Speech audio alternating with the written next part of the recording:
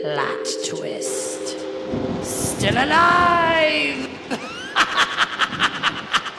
What's up, everybody? Welcome back to Plot Twist, Still Alive! I am your host with the mostest. 3-time cancers of action. Pew, pew, pew, pew, pew. Wee, wee, wee. Meow, meow, meow. Okay. Stretch it out. Stretch it. La, la, la, la, la, la, la, la. Gabble, gabble. My neck. Okay.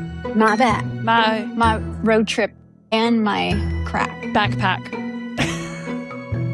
God, you're so good at that. I really missed a calling as a fucking rapper. Eminem, Sure hit me did. up. God. I'm Crystal Meth. Okay. So, Wicca. 3-time cancer survivor because I'm collecting them like Pokemon cards, Chaos Navigator, and all the things. Leave it up to me to fuck up my beginning of my episode, but you know what? It's my podcast, and I do what I want. All right? We are officially on episode 40. Woo, woo, woo, woo. Guess what? I survived 40 years, and so this is my lucky episode. I'm actually in the process of starting something with my soul sister, somebody that's so incredible, so smart, such a hippie, and she's also my breastie and a breast cancer survivor. I just thought, who better to have than this beautiful, incredible, stunning woman? Her name is Stacy. You've met her before. Say hello to everybody, Stacy. Hey, everybody. Obviously, we've mentioned it in our picnic episode. If you've not watched that, we went and did picnics with strangers and asked them what their plot twists were, because everybody has one. And it doesn't have to be compared to cancer. Listen, I know what you're thinking. Oh my gosh, she always has people that have breast cancer on her podcast. I have a lot of people, and because I've went through it, people tend to reach out that have also fought the same monster. Stacy and I are both firm believers that your hardest doesn't have to be compared. We all are looking for the after part of that. Something that she did that I found super inspirational and has actually pushed me to travel and to go into nature more is going on this epic adventure after we lost one of our very close friends, a role model to both of us in the breast cancer community. Her name was Jen. We both supported her nonprofit after she passed, both by serving on the board and working for the nonprofit. Stace, I don't know if you've ever actually told me what domino effect occurred before you went on this trip and how you even decided to do it. So I'd love to hear about this because we always talk about the hardest part, the cancer or the disease or the loss, grief. But I think it's just as important to give hope to talk about the epic after part. So it's all yours, sis. Tell me a little about your plot twist first and how you ended up there. When we filmed our first episode together, The Bond, we talked about the cancer part. And we also talked about how after I was done with treatment, I felt like it took me a while to come to terms with what I had just gone through. Because when I was going through it, I was in that warrior mode, which you hear a lot of survivors talk about that.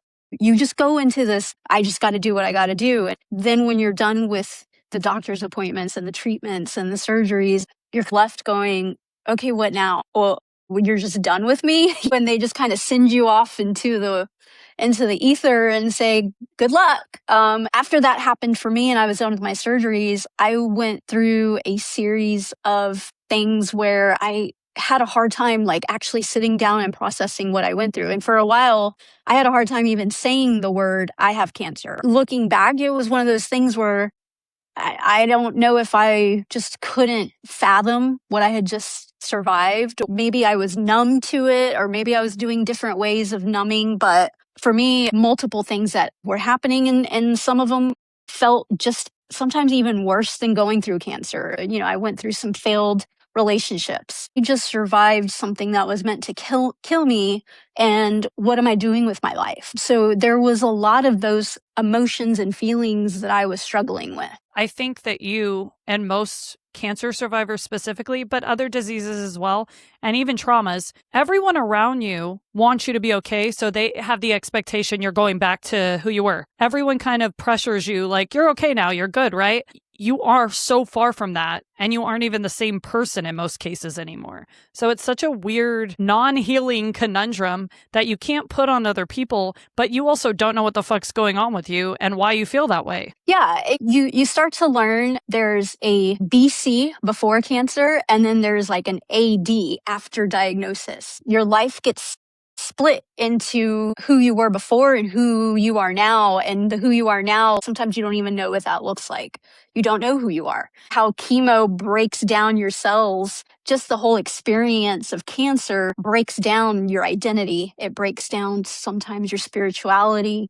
There's an emotional survival that goes with it too. So there's all these aspects of what you thought life should be. And then cancer comes in and is like, nope.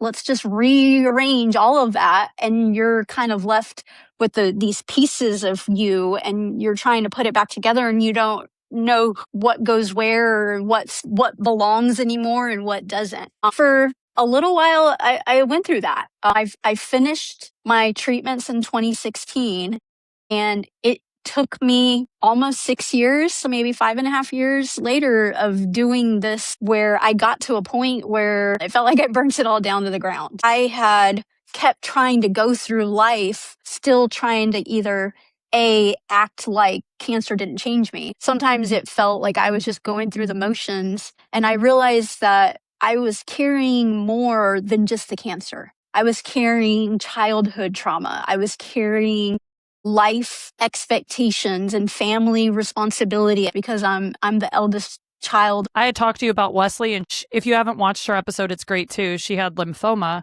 but she has something called Survivor's Edit, and she actually talks about that. It's so weird how when you go through cancer, it almost forces you to recognize all the other hardships and all the other traumas and all the other times you've survived, even though it wasn't something that tried to kill you. And I believe she just started her own podcast on that too. But it's so crazy because we don't really know her, but we know that she's a cancer survivor. And it gives me chills talking about it because you just said that. And I feel the same way. It's almost like your body can only handle so much, and now you're forced to look at everything you've ever went through and reevaluate life as a whole. Yeah. And there is that hippie part of me too, right? Where some people will call it the hippie or the woo-woo, but I've learned so much about our emotional health and our mental health and how much it affects our physical health. And if you have never read the book, The Body Keeps Count, or The Body Keeps Score? Right. What you go through when you hold on to it, and we're taught to hold on to that emotion and stuff it down and just keep going and just keep going. You do so much of that. At some point, the bill comes due.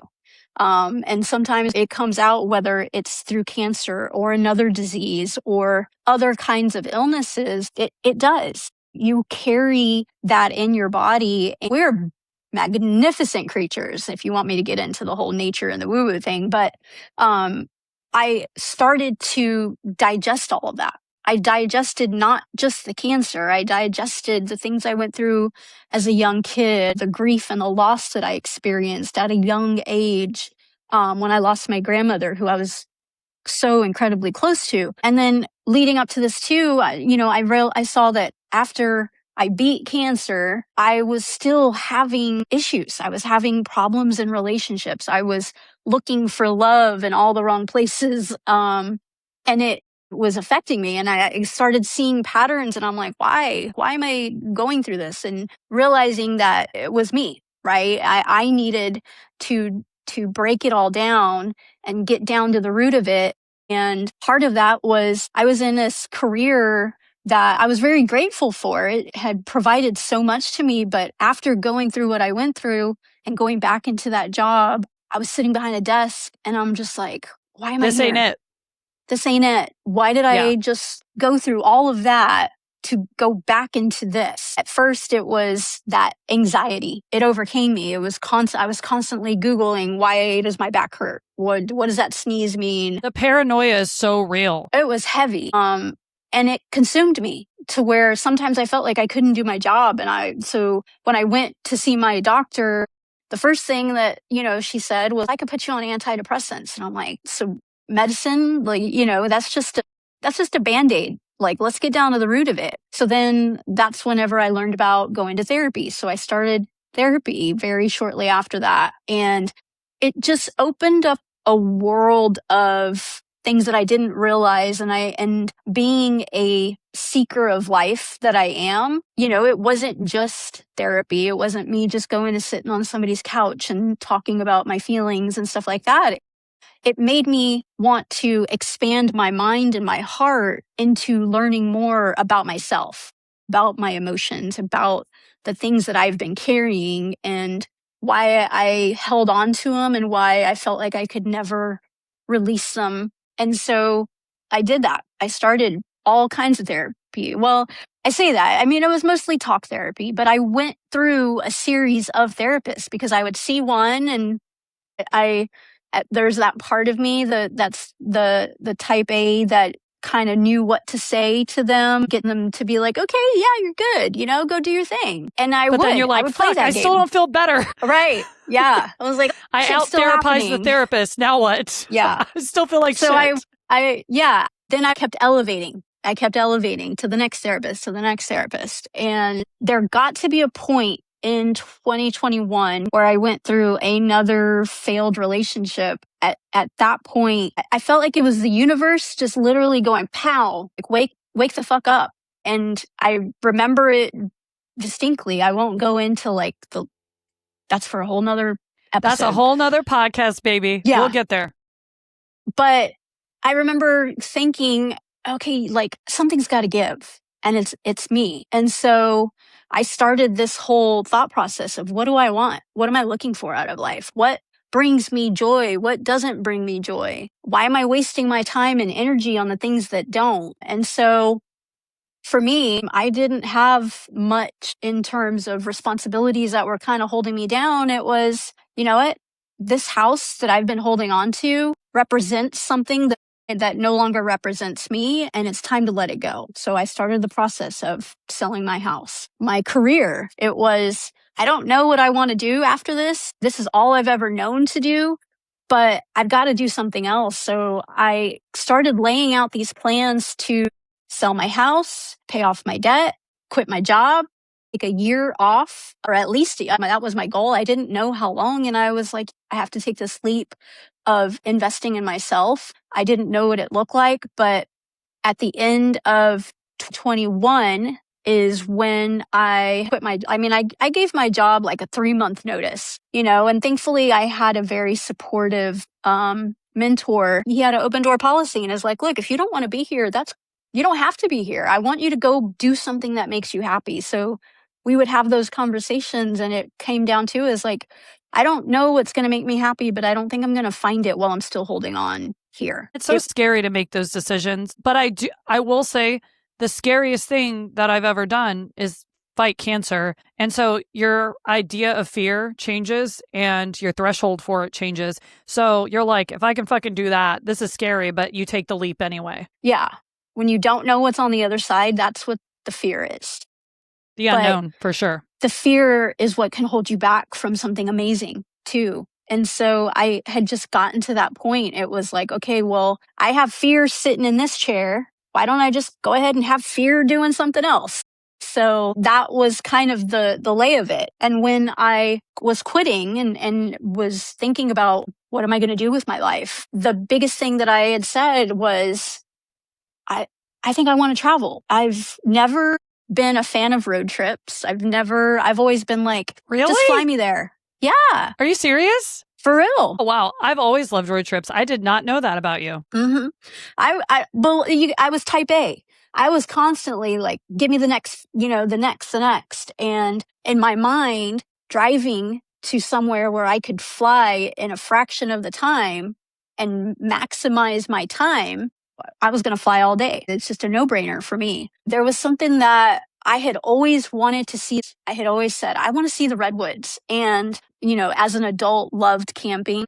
And I had started learning about overlanding, which is where you basically camp with no electricity or water, provide everything that you need. So I had started, getting into that and getting excited about it. The hardcore raw dog shit. Like this is kinda, yeah. I'm still a little bougie. you're peeing in the woods. Okay, that part. You're like Digging a hole showering with a water bottle. Yeah, you're digging a hole. for the poo poo. Yeah, for the poo Okay. poo. Yeah. So I had gotten into that, and then I was just so fixated on seeing the redwoods before I couldn't anymore, because every year you're hearing about these wildfires that are taking some of our beauty away. And I was like, yeah, I think I want to go see the redwoods, and okay, maybe I'll drive to them. And so that's how it kind of started. I was like, I'm going to have this time. I'm going to do something cool like that and document it. And thinking that it was just going to be me going to see the redwoods. That's all I thought.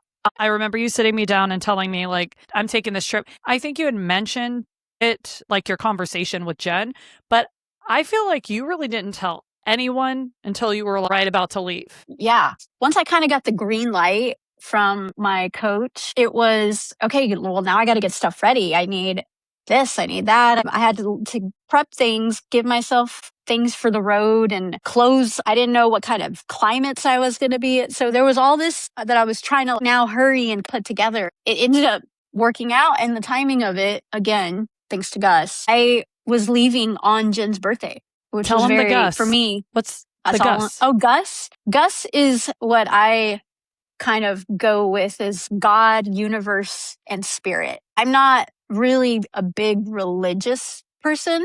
I'm a spiritual person, and I believe that God and universe and spirit, and we are all of that. Like it, and it all plays into the big picture of our life. So I refer to Gus a lot. For me, it's all encompassing. Everything. When it comes to religion and science and nature, for me, it's all of it. It's all this big, beautiful Gus. And so Gus laid it all out for me to where I was able to leave on Jen's birthday. And that was that first year, right? Like she passed in January, and then you left in June. June. Yeah. Yeah. Beginning of June. And so had the car packed. It was me and my little 7-pound Duke, which I had for safety, 3 dogs, obviously. for safety, right? He was more of an alarm dog because he wasn't a killer by any means. He was like my little twink. I call him my little twink. He had like frosted highlights, and if he was a human, I would imagine him being like the little gay boy in his little Speedo, like prancing around with his pierced nipples. For sure. 100%. Yeah. I get that. So he vibe. was more of an alarm dog because he would bark if he saw something. Right? He wasn't like an annoying barker, but if he saw something that was kind of sus, he'd be like, "What's up, motherfucker?" That's how he was. So he was going to be my alarm dog, but also he was going to keep me from going crazy, just being by myself, because that part I was kind of scared of. And so it felt better to just have him with me.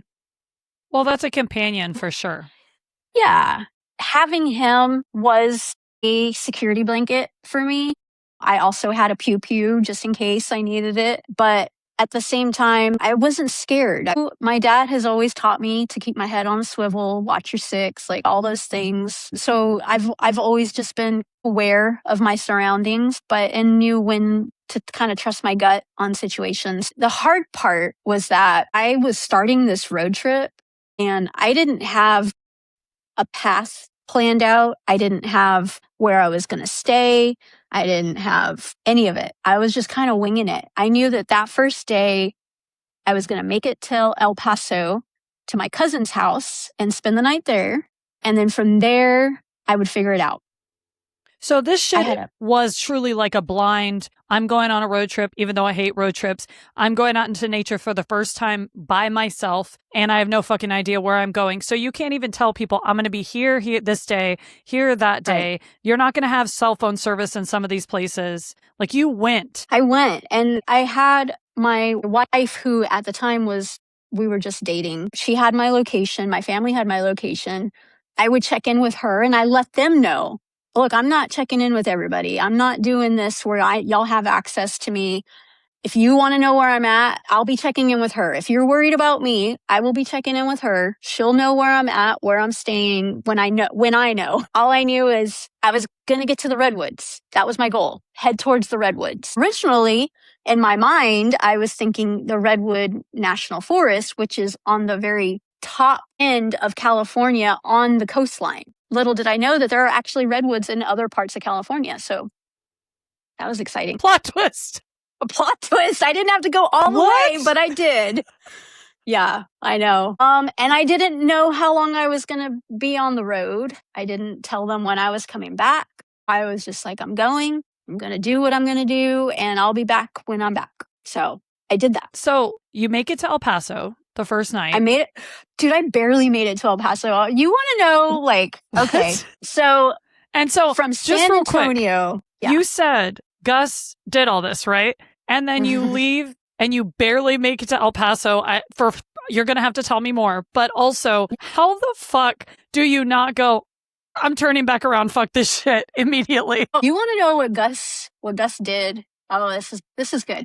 First, let's just say the first 48 hours. So that first day, I leave San Antonio in the morning and I make my way on I-10 towards El Paso. Well, my vehicle is a 4Runner, which normally gets, I don't know, anywhere between 15 to 18 miles per gallon. So I knew I was going to be spending some gas on this trip.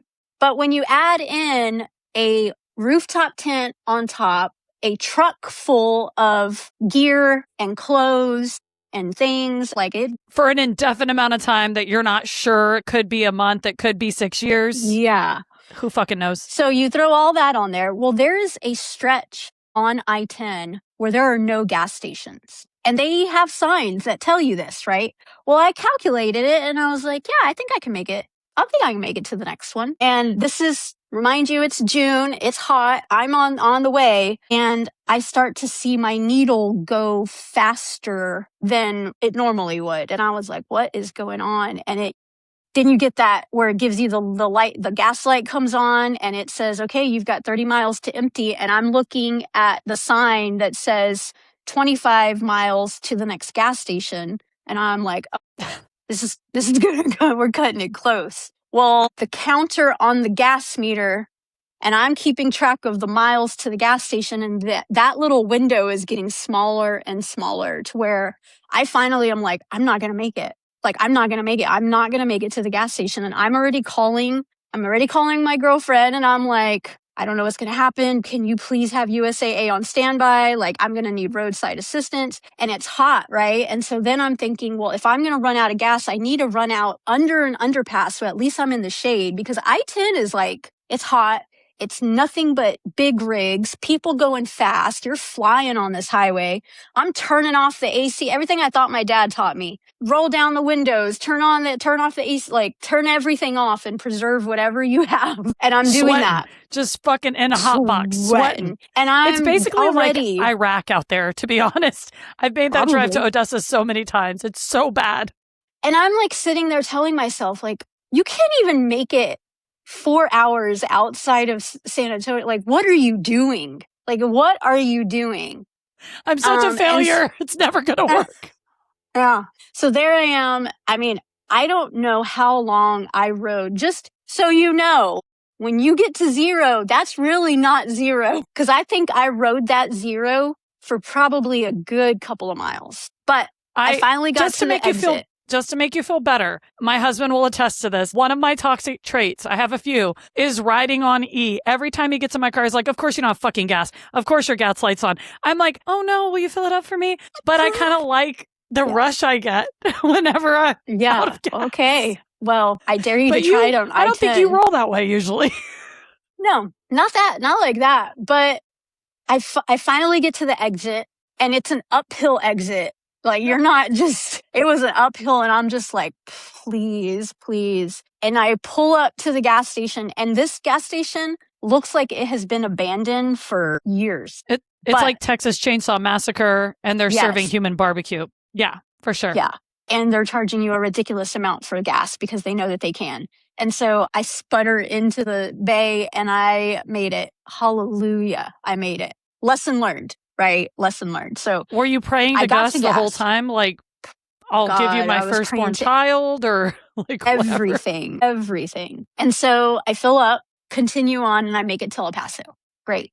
Get to see my cousin, go to bed, exhausted already. And the next morning I get a call from my girlfriend that my other dog, Pocket, got out of our yard. So she wakes up really early in the morning for work. And so she was got up, was letting him out before she had to leave. Well, when she went to go look for him to call him inside, he was nowhere to be found. Come to find out that the back gate was cracked open and he was gone. And she was freaking out. And I mean, rightfully so, right? Like, I can't even imagine. She was freaking out. She has called me. She was like, Pocket got out. I don't know where he is, blah, blah, blah. And I was like, okay, he's done this before. Like, and he's just gone down the street. And then I call for him and he comes back. So I'm like, just call for him. Nothing. I was like, you have to go to work, right? And I was like, he's going to come back. He'll come back. So she didn't go to work. She ends up looking for him, right? Calling for him all throughout the neighborhood. Where? So by that evening, he hadn't made it back. And I was like, he's looking for me. Usually if I call him, he'll come. And he wasn't, which to me, I knew he was looking for me. I knew because he is my little soul dog. I got him right before I got diagnosed with cancer. And he's another Gus thing. He was brought into my life when I needed him the most. And he is the most of my animals. He was the most like me. He's a little street dog that loves being outside and will like wander around, and he's chill as anything, but he's also stubborn and he's going to do what he wants, and he's me. Well, he was looking for me. He's mad that I took Duke and he went looking for me. So when she told me that he hadn't come back, I was like, I have to come home. So I booked a flight. Also that same day, my laptop crapped out on me.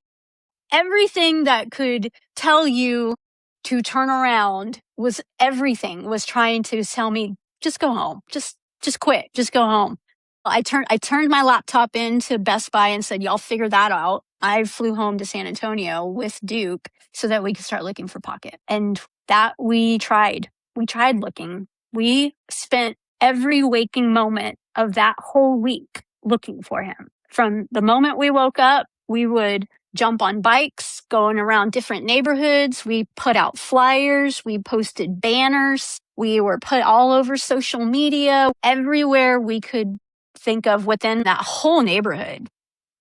We were looking every day, and multiple people, family, friends, they were coming and helping. And I mean, it was nonstop. We were looking for this dude. Couldn't find him anywhere. Finally, it got to be the end of that week, and I told Lydia, I was like, if I stay here, this will consume my life. I will not stop until I find him.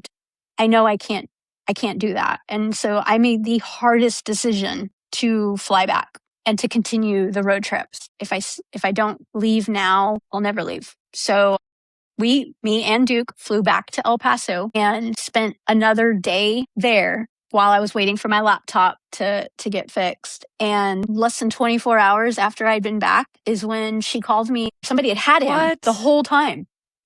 Oh, the whole time. So he was like taken care of.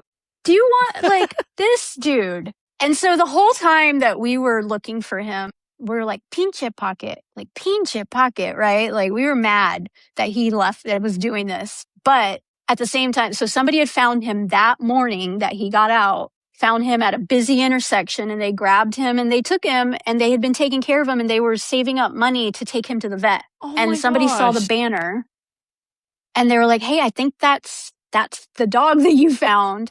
So they called, and sure enough, it was him. They took him to the family barbecues. They took him to HEB. Like he was living his best life for that whole week while we were out looking for him like crazy. Well, maybe he needed his own journey to find himself a little bit. Maybe. You guys did it together.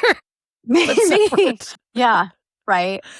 So, oh my gosh. So, but you were back in the game. Pick him up. Like, I had already made the decision. I was already back in the game. I was already getting my stuff ready to lap next morning to go head out. And so it all worked out. Looking back, hindsight, I felt like those were tests. And I'm thinking maybe Gus was like, let's just see if she's really ready for this.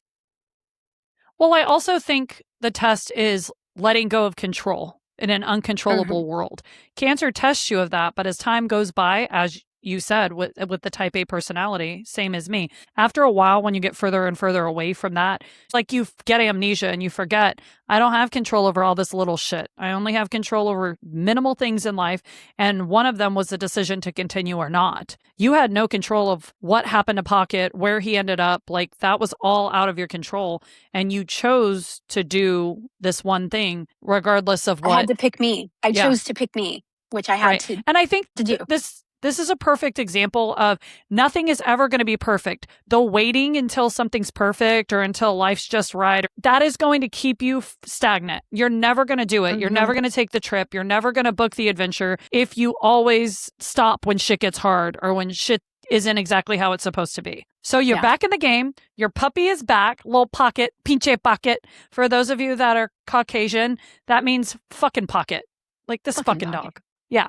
And so you're back in El Paso, about to head out? Yeah. So Pocket being home safe and sound, I felt so much better. But I was like, okay, where am I going? Well, I knew that the next day was going to be a full moon, a super moon. And I had already kind of decided that from there, I was going to make it to Sedona because I had always heard about Sedona. I'd always heard about the spiritual vortex, the magic in the dirt. And I was like, what better place to catch a full moon than there? So I left the next morning super early and headed to Sedona. And that's where I ended up. That was my first stop. And you got to see a supermoon there. I got to see a supermoon there. Would that have been there the week before? No.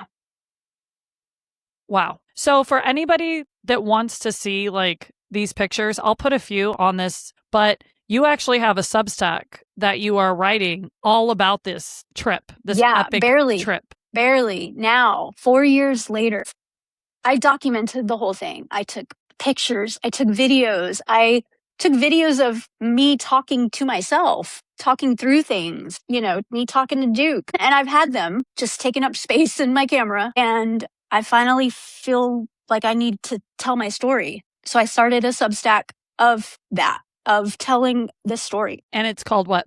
It is called Seek Your Epic. I'll send you this picture, but there is between the Grand Canyon and Page, Arizona, there was a place I was driving and it was at sunset and I stopped to take a picture of the sunset on the side of the road. And I guess it must have been like a popular spot because there were stickers on the guardrails all along there. And where I happened to stop and where I took the picture ended up being this sticker and it had Seek Your Epic on there. And it just was like, it just happened to be, it was Gus, right? Thanks, Gus. I didn't realize it till I left that spot, how cool that picture looked. And that picture has become the backdrop for a lot of what I do. It's on my phone as my screensaver, but it ended up being the perfect analogy to what I was doing.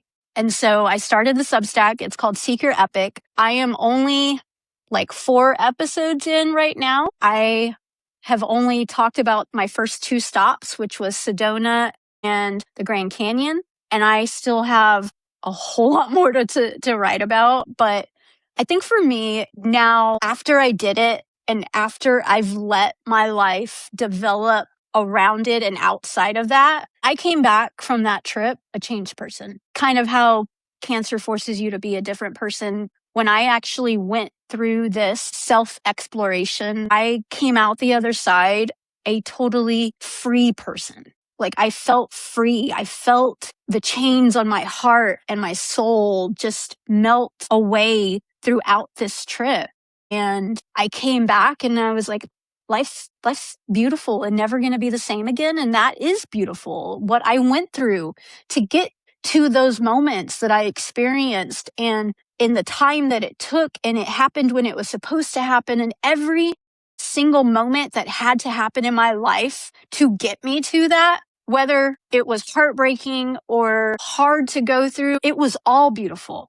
I got to see my life through a totally different lens after taking that trip and after doing that for myself. And it doesn't have to be the trip or the road trip or whatever it is for you. Being able to work through your fear or your anxiety is telling you not to do, or the outside factors and the outside voices telling you not to do something. When you listen to yourself and your heart and your soul, and you do what is true and genuine to you, what comes out on the other side of that, even though you don't know what it is, it's gonna be beautiful, no matter what it is. I'm glad you told us the first little bit so that we are almost caught up to your Substack, because I want to highly encourage people to go read. You're an incredible writer. You're an incredible keynote speaker. Stace and I are cut from the same cloth, completely different styles, but very much great at evoking emotion and being vulnerable and sharing stories, and also just looking at our journeys. And if someone else can gain something, whether it's perspective or purpose, we both are very much like that. That's why we're soul sisters. We are soul sisters. And again, completely different fucking people. Because honestly, we talked about this recently. Had we met in our 20s, you worked a couple of places down from where I worked in San Antonio at a little bit different times. But I'm like, we would have fucking never, we were in such different spaces in life. I don't know that we would have been friends. But that one thing that connected us definitely is not the defining part of our lives anymore, and not our relationship. This was impactful and inspiring to me. And going and reading it, not knowing every in and out, I've seen some pictures, has been really cool, because I feel like I've gotten to know you more and why you are the way you are, because you did come back different. You left, we both went into transitional periods after Jen passed. I went one way, you went another. Both were ways of healing, and who we've become because of that catalyst, I don't know. It's just been really beautiful to watch you grow, and very inspiring. Like, I love having friends that inspire me, and I'm just so proud of you. And so again, go check her Substack out. But I would love for you to just give us like 2 or 3 of your absolute favorite moments without like spoiling your whole Substack. It could be one crazy one too, or one like cringy thing that happened where you're like, fuck, I can't believe that happened. Maybe throw in one funny or cringy one too, because you know I love that shit. There was a couple of times where I didn't make it in time to dig a hole, if you catch my drift on that. So you were a bear shitting in the woods. I was definitely a bear in the woods. I got to see, so I ended up doing most of the Western United States. I made it to California, Oregon, all the way up, and then over to Montana. I made it to Glacier National Park, which that's still on my list. One of the most beautiful places that I have ever been to.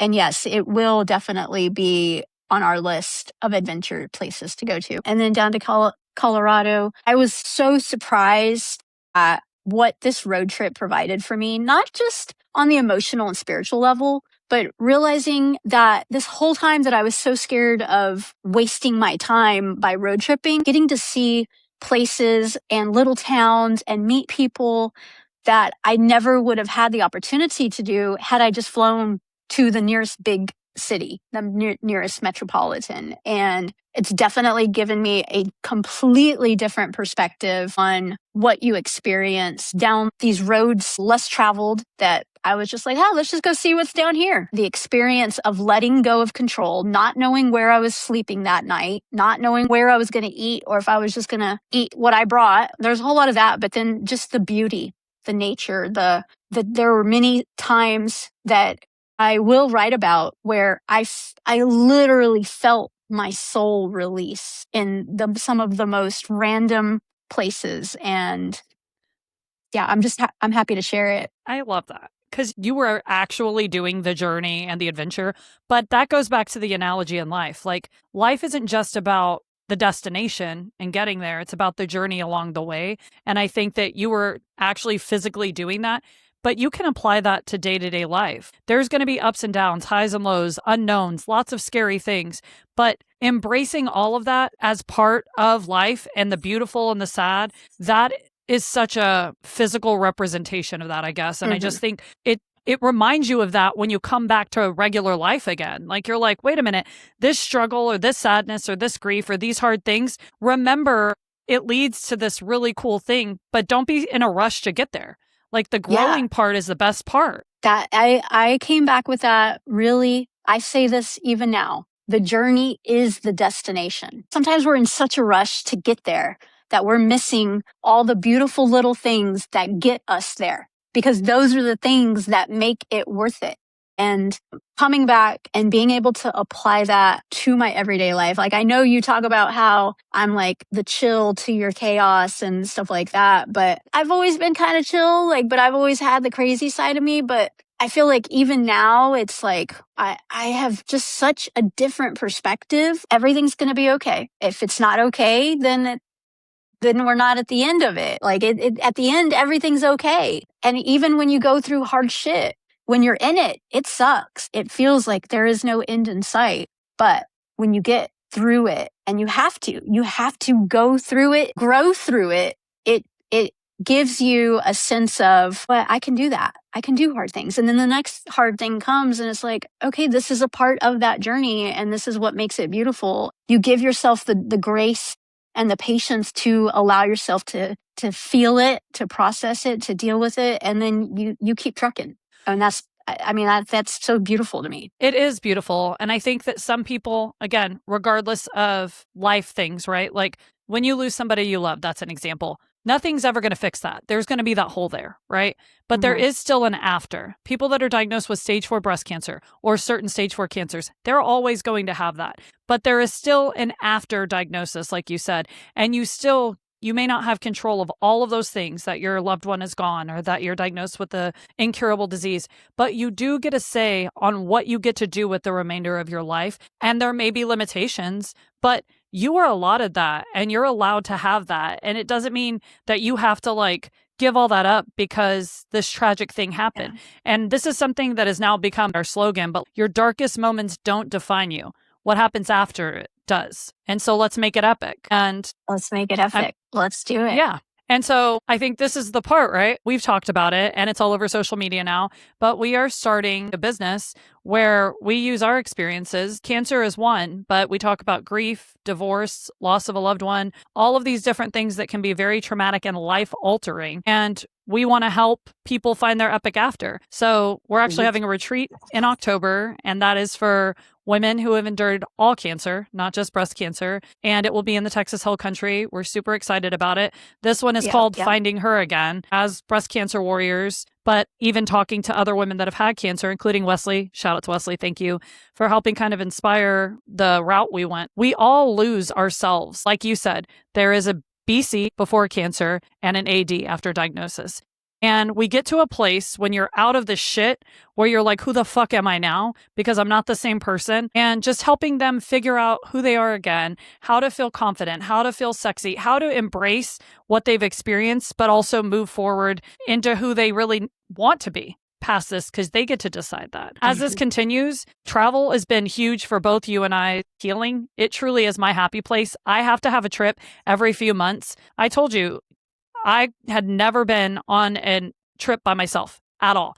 And I've traveled a lot of places, but I've always either met people there or been surrounded by people. That trip to the Dominican Republic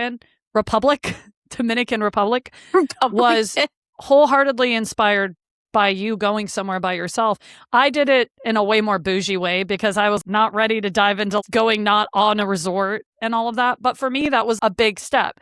And that's where we go back to, it doesn't have to be a 2-month-long road trip into nature. It could be as simple as, I've never went on a girls trip. I've never went on a trip by myself. I've never seen a national park. Whatever your epic looks like, we want to help you find it. And we want to help push you past the fear. I think that people get the idea that like, you're fearless. Like I've heard people tell me that you're not afraid of anything. And you're the same way. Everyone's like, oh, you just live. You don't care. That's bullshit. I am afraid all of the time. All of the time. I hate how afraid I am of things, but I do it anyway. I don't let fear be the reason why I do or don't do something. In fact, if I'm scared of it, it usually pushes me to do it anyway, and even more, because I'm like, fuck this. Again, same with cancer. You're not going to dictate my life. So it's not about not being, you don't tell me. This is my life, don't bitch. Tell me. Get out of here, fear. So it's being afraid is the human part of you. It's doing it anyway. Do it with the fear, because that is how you push. That is how you grow. So anyway, I'm really excited for this new fucking epic chapter that we're going to experience. It's going to be epic, if you will. But also, as you've seen, we're both chitty chatty Cathys. If you are looking for a keynote speaker, we're also going to be venturing into that. I would love for you to check out Stacy's Substack, Seek Your Epic.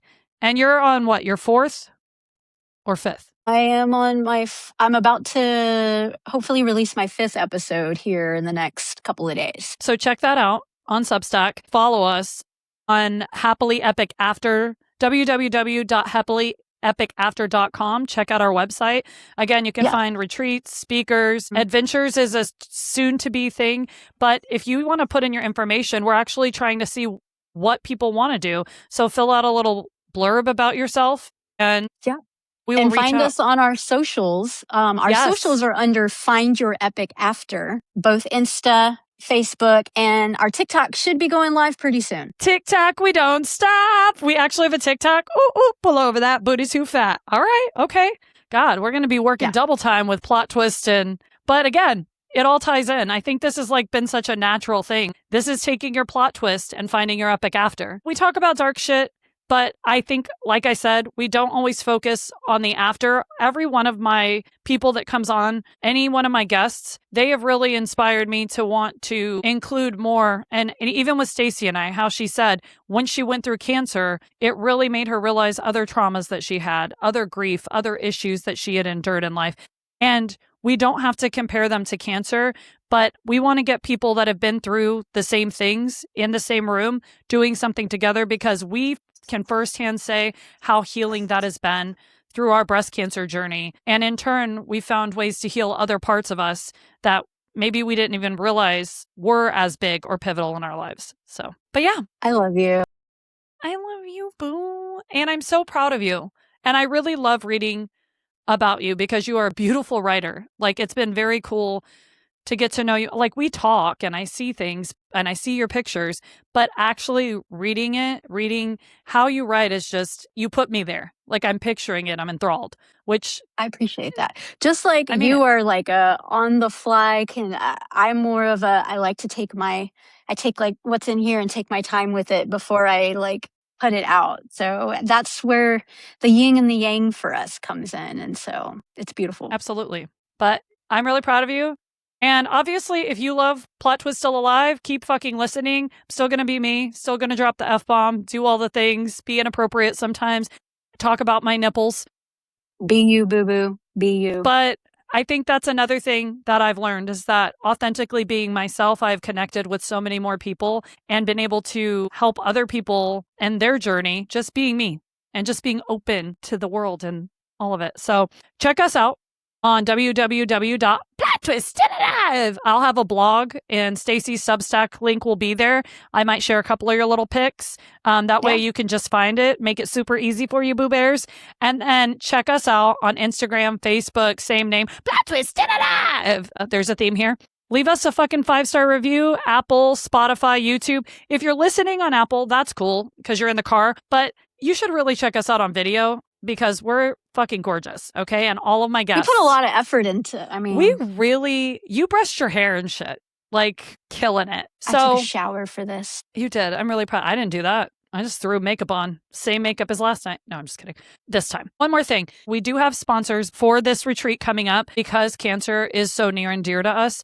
We want to make sure that for this very first one, it is at no cost to the people that are attending. Moving forward, it will be attendee paid, but we already have 20 beautiful women signed up and it's open till September 1st. So if you have a warrior that may want to go, please have them go and apply. And if you'd like to sponsor, please reach out. Again, it's on our website. There's a sponsorship form on the retreat page. So, all right, let's end this shit the right way. We're going to do a high five. Still alive. And do your evil laugh.